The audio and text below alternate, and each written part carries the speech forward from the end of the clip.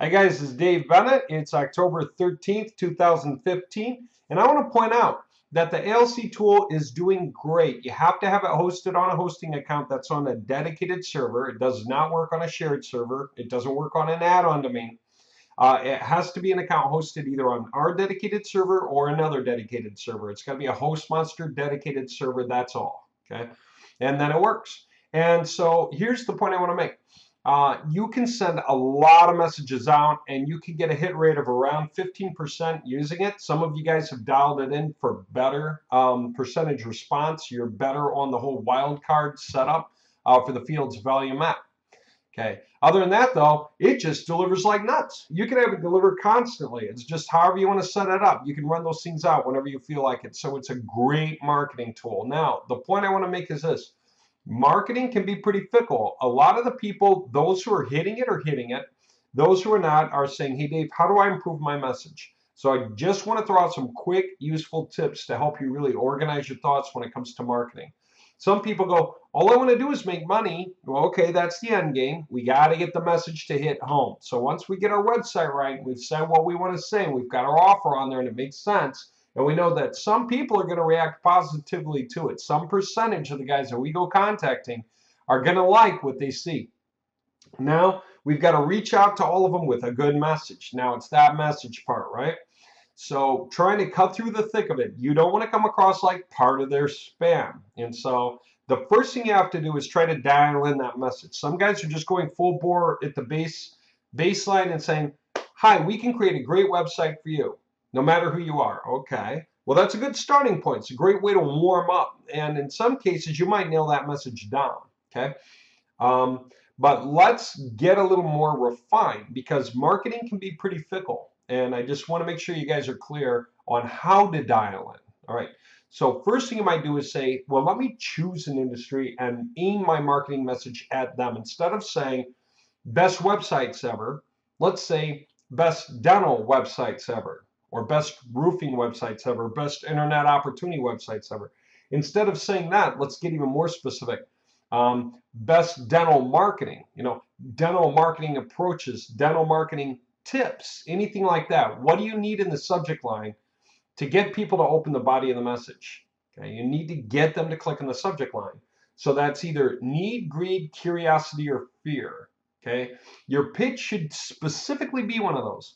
I knew a guy who was selling cataract eye drops. He had a page that was all about complications, cataract eye surgery complications, and it had stats, something like, did you know, 4,000 cataract surgeries a year in the U.S. are botched. You walk away with fuzzy vision or blind, and no one can help you after that.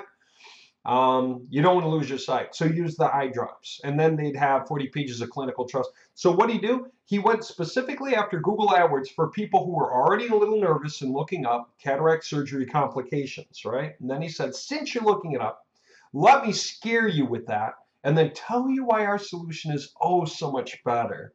Okay, that's a fear-based approach. One of my favorites is the subject line, does 60,000 web pages equal 60,000 visitors per month? Question mark. It's not a promise. It's not a guarantee. It's an open-ended question. You actually don't even know how the answer is going to be. Either the guy's saying, yes, it does, or no, it doesn't, or well, maybe, or sometimes, or only if you do it this other way, or if you add this other stuff to it. You get it? So it can be very specific. Now, how many of you guys remember, must have been 7 years ago, we had a Backpage auto replier. Okay, so it wasn't an auto poster. It didn't go and post ads on Backpage.com. Instead, it replied to people who were posting ads on Backpage.com. And what do we tell people? That they could sell anything that way to the guys who were posting on Backpage. So go find whatever section they're posting in and pitch them in that section with something that might interest them in that section. So if you go to the BizOp section of Backpage, then you can pitch them a BizOp related thing. And you're talking to more or less the right kind of market. Okay. Now with email marketing, or in this case, contact form submission, same concept. Dial it in if you can. Try to dial it in. Okay. Use their industry name in your subject line if you can pull it off. Best dental ranking techniques, is better than best ranking techniques. You might think, well, then I got to stick with dentist, but so what? You're doing your keyword searches by terms like dentist, so you may as well. Okay. Now, what did we say on our backpage auto replier? We said this: if you don't know what you want to sell the backpage auto replier.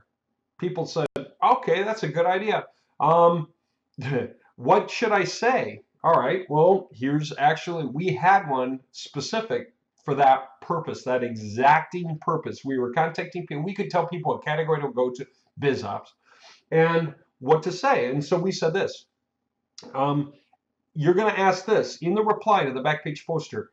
Are you, need to contact? It wasn't, are you interested in? It wasn't, would you like to? It's just simply need to contact 10,000 backpage posters per day? Question mark. Okay.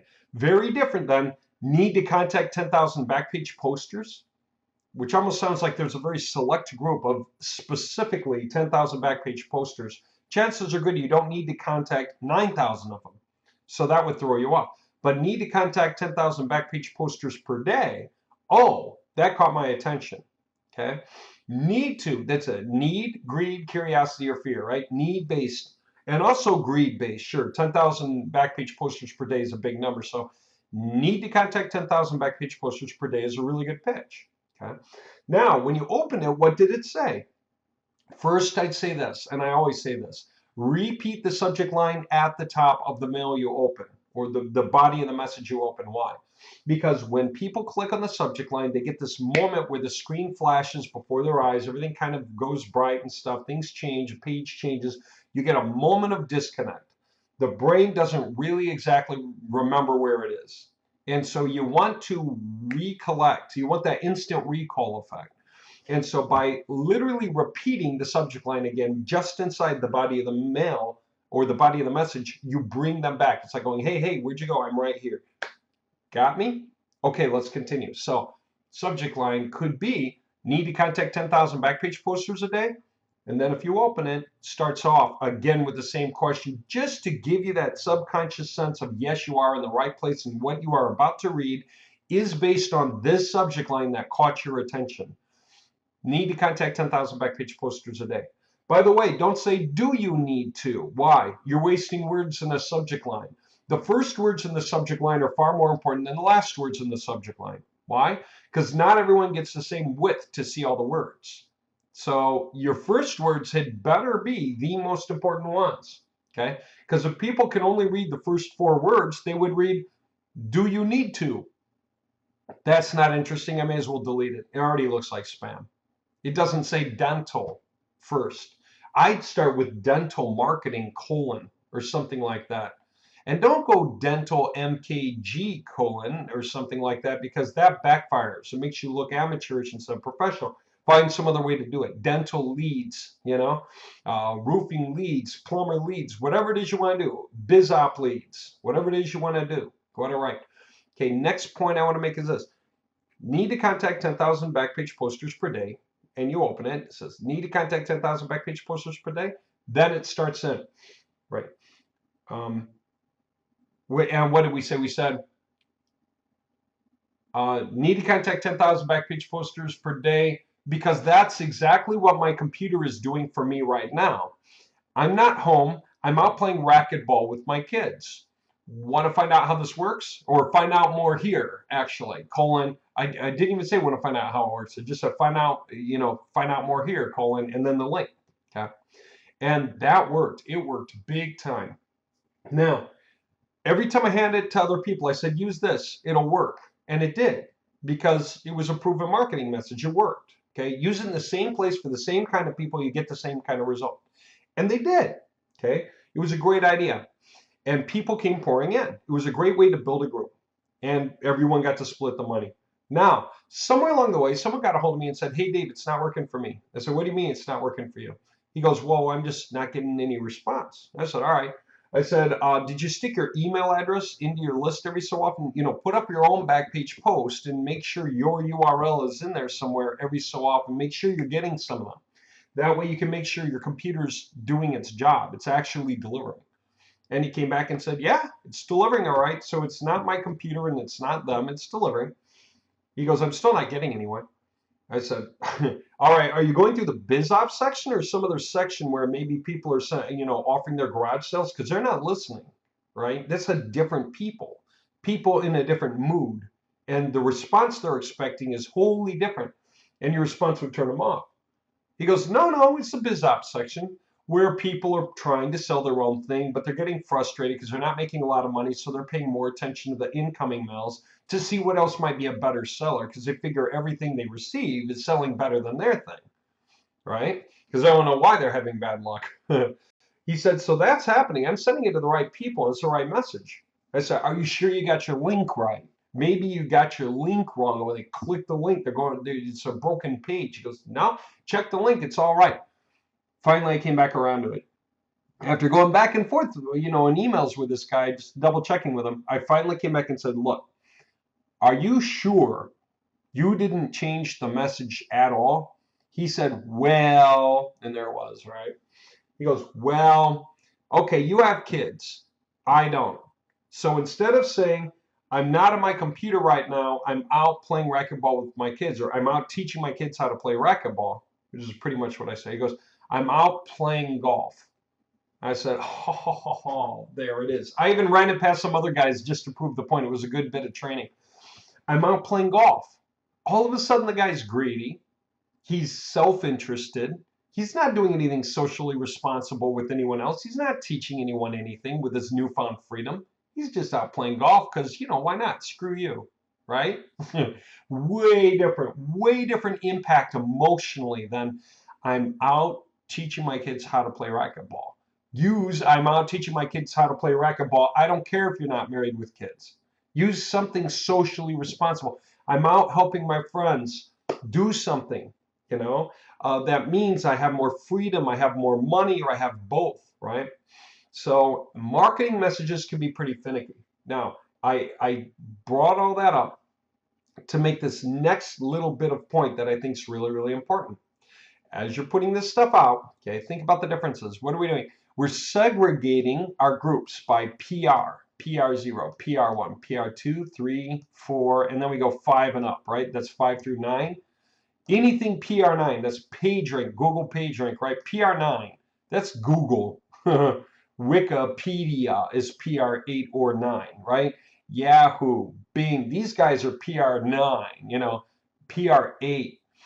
By the time you get down to PR5, you're still at large, powerful sites that don't need what we're offering. Sites like, anything. It could be Roto-Rooter, PR5 is large enough that it's a household name. Everyone's heard of it before. Okay, PR4 is more so borderline. A lot of them you may have heard of, and very many of them you haven't. Anybody who's in this range, it could be that people near to you would ask you, have you heard of this website? And you might be, yeah, actually, or no. Okay, this is a PR4.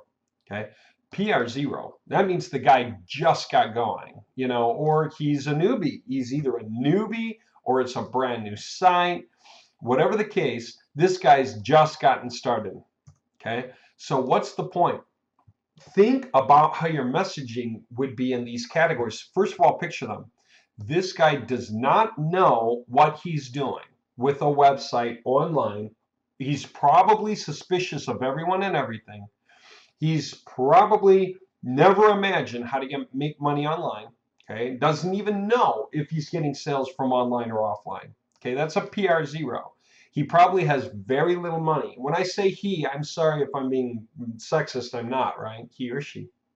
And in my cases, I know a lot of doctors, a lot of homeopaths, a lot of people who mean very well, who are PR0 websites. They never put a backlink anywhere. What does this mean? This means no one on the internet is mentioning them.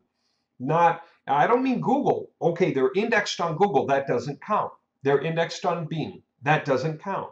They're indexed on Yahoo. That doesn't count. Search engines do not count themselves as sources of leads. Okay, they look at other websites and they measure that. Okay, so if you are not anywhere hardly, Yellow Pages, Merchant Circle, Yelp, if you don't have other websites that are like yours mentioning you, if you don't have anyone mentioning you, okay, you just think, I can put all my content on my website until it's so powerful that the world comes to see. The answer is the world will never come to see. Okay, That's a PR0 guy. Okay. So he is just putting his stuff on his site. He probably has bad coding or doesn't even know the difference between bad coding and good. He probably has a small website, like a 5-page website. Or maybe if you try to segregate that market, what about the guy who has a PR0, but he's got like 13,000 pages on his website? That means he bought some cheap thing for 49 bucks from someone else, or 19 bucks or 29 bucks, but a tiny amount of money, and tried to create a mass load of pages on his site. It didn't work, not done well, and there you go, PR0. So he might be in the game, but he's less trustful that someone's got a solution. He's less willing to spend money. Chances are good, okay? That's a PR0. What is a PR1 by contrast? There is a massive world of difference between a PR0 and a PR1. This guy's like a year ahead of this guy in terms of overall education. Doesn't mean it would take a year for a PR0 guy to learn what a PR1 guy knows, but a PR0 guy would need to get into the mindset of learning hard and fast in order to finally cross this threshold to PR1.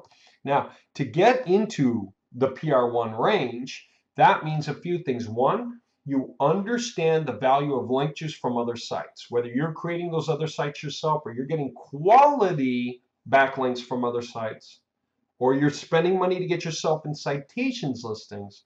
Chances are you're not in a lot of very big, powerful sites yet. So you probably have not put yourself in Yellow Pages or Merchant Circle or Yelp or a number of other things. You probably just put yourself in a few local directories, maybe a couple of national ones, and kind of stop cold. But that's already demonstrating a world of education past a PR0. So what do you think the message for the PR0 guy would have to be? Do you think you could talk really huge?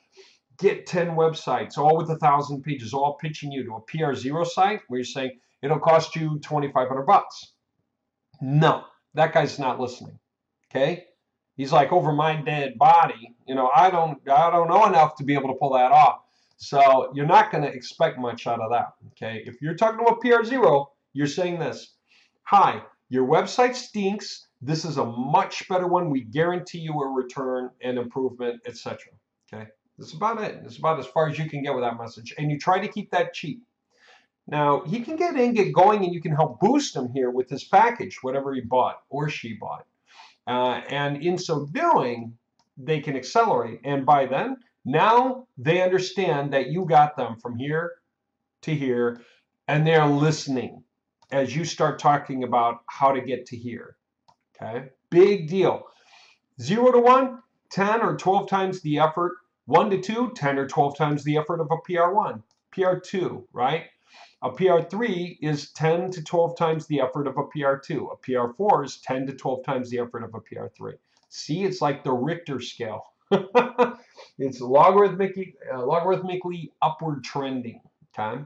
Now, PR0, you can only talk to them about getting a better website than the one they have. They probably don't have more than a few $100 to spend on it, and that's about it. Hosting and all, that's about all they can afford.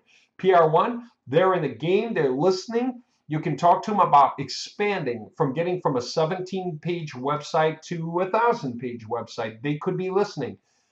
They probably are still, well, some of them could be afraid of going 10 or 20,000 pages deep, especially if they were that way here. But who cares? It's a game of math anyway when you contact people.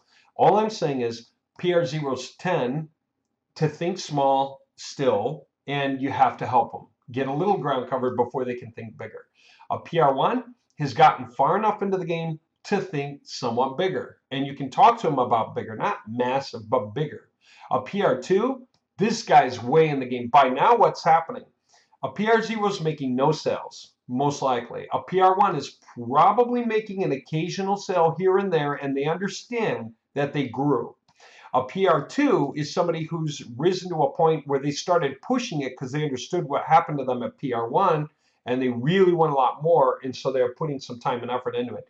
By the time you get to a PR2, this guy can probably spend $1,000 or $1,500 or $2,000 at a time, at one time. They can afford it, okay, because they're a PR2, and they have the willingness to afford it if they see the value in your proposition, okay?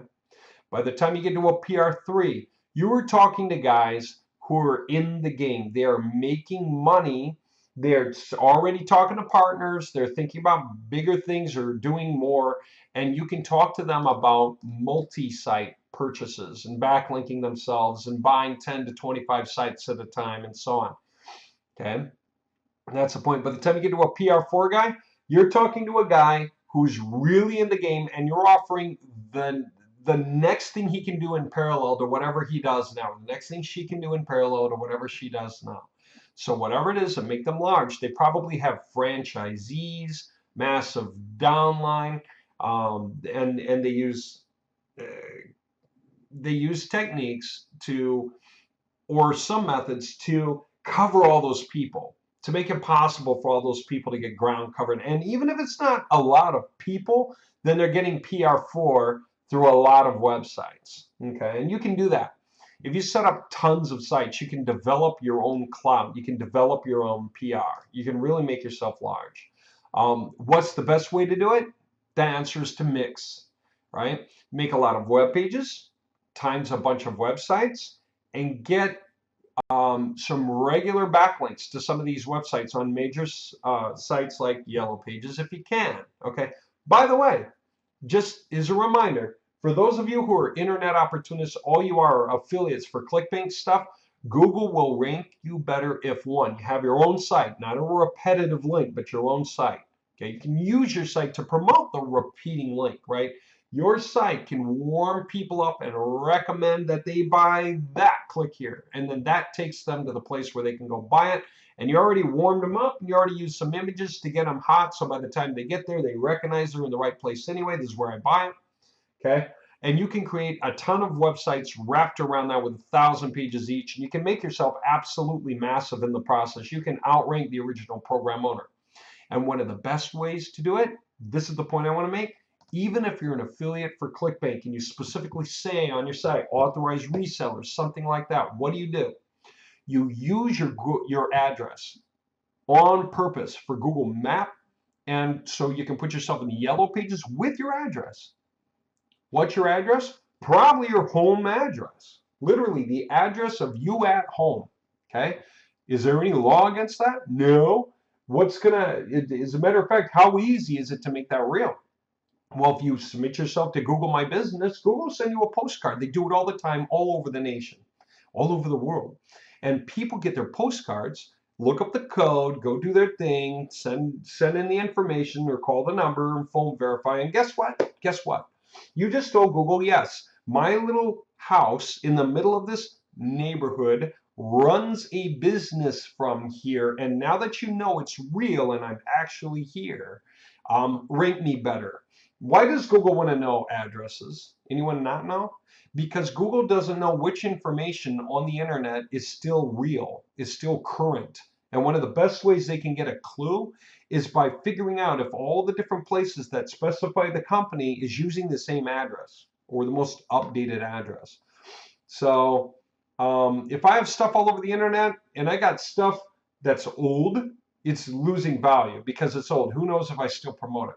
If I have old addresses, then who knows if it's even the same company anymore, if somebody else moves in or something else happens. So Google wants to know that your company, your address is a current thing and that when it looks around, it sees a lot of other pages out there on the internet, like on Yellow Pages, Merchant Circle, Yelp, that use the same name, address, and phone number, because it means that's a pretty trustworthy lead. Chances are good you're real. And if Google's showing you number 1, 2, or 3, you really are there. You'll really be there to answer the phone. Anyone thought that was just simply always true? Heck no. How many of you have gotten a sale from something you haven't even promoted for years? You didn't know anyone even saw it anymore, and somehow the sale came in. You're like, wow, what was I supposed to deliver that guy? Very real thing. Okay, so what's my point? You have different messages. PR0, I want to separate that. At first, I separated all the PR5s and above, saying you probably have nothing to offer these guys, really. You might. You might. And if you want to single them out, go for it. If you want to go from PR4 to PR6 or something, go for it. You know, or PR4 and PR5, go for it. This is arbitrary, these 3 dots. But let me point this out. The message you send PR0 is really, really different than any message you would send to a PR1 guy. chances are good the message you send to a PR1 guy is different than the message you would send to a PR2 guy. Okay? 2 and 3, kind of in the same ballpark. 3 and 4, kind of in the same ballpark.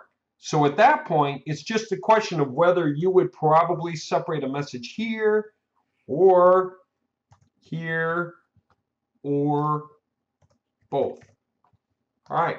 So if you want to maximize your income, that's my biggest point, then specifically set up different messages for each of these groups of people, right? In their industry, speaking right to them, and really go for a tight band. You can do PR 0 and 1 together if you really want. I wouldn't. I do PR 0 plus NA, you know, and just go after the NA, you know, that way you're just responding to all the NA guys who are low end, right? There are some NA guys who are high end, but whatever, who cares? Anyway, that message is nice and tight and clean and clear, and it's the right message. So it's not blurry. It's not suggesting something massive that they are not ready for. And at the same time, you don't want to talk to the better money guys like PR3 and PR4 and even PR2 guys with a message that could be applicable to these guys, because man, these guys are too professional, they're too far along, they're constantly getting bombarded by ads. One of the first things they are looking for is something that speaks to them at their level of the game, right? So that's one market in my book. This probably one, but you could combine these two. Okay, this probably one, but you could combine these two. Or if you just want to not micromanage it so much, put these guys in a boat. PR0, NA, and 1, put them in one boat. PR2 and PR3, that's a different kind of a message. PR4, you are really trying to get a professional level of attention from a guy who can drop 25K, 40K, 60K on a project in full or in parts towards getting something large done for all of their franchisees or members or downline or affiliates or referrers or resellers around the nation or in Canada or in Australia or in New Zealand or in the UK, anyone English speaking really.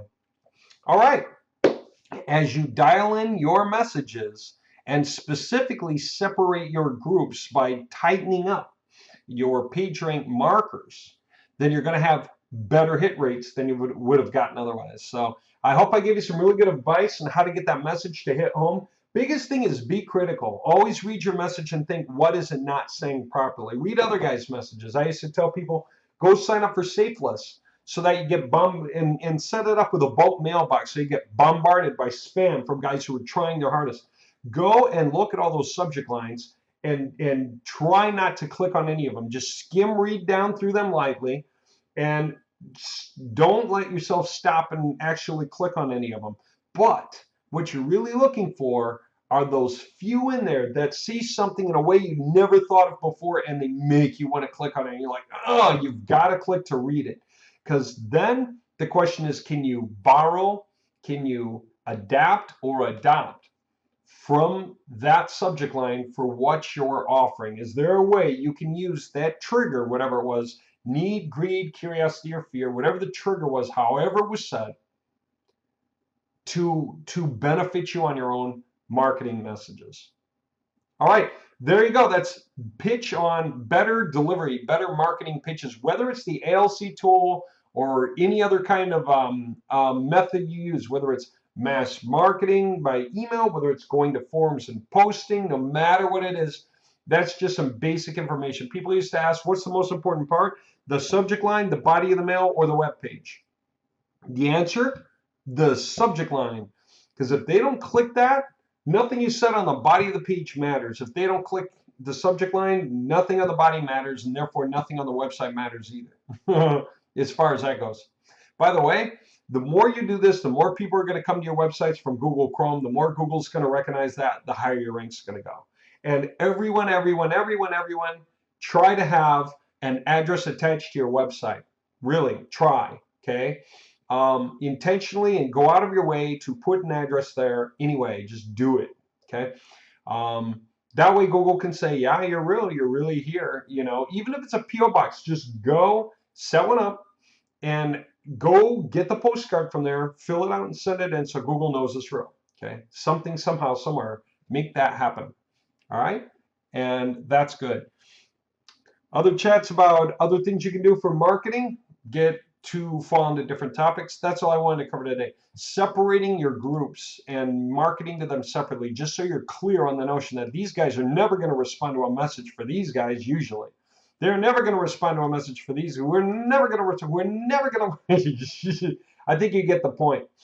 Separate the messages, separate the groups, and tighten it up, and you're going to have much better conversions. And aim high. If you're not willing to aim that high, aim lower. If you're not willing to aim that high, aim lower. You know, if you just need to at least tell yourself you can talk to someone, go here. But you know what? Many of these guys are going to be too scared to reply to you. You've really got to get them to come out of the closet. This is probably the easiest group to market, and these guys are probably the next easiest group to market. Okay. And then as you can get higher, you can make bigger deals for better money. You can talk about bigger deals and people are going to listen to them. All right, that's my spiel for ALC pitches for today, separating page rank. All right, I'll get this video up, get this out. Hope you enjoyed it. Thanks a lot, and more is coming.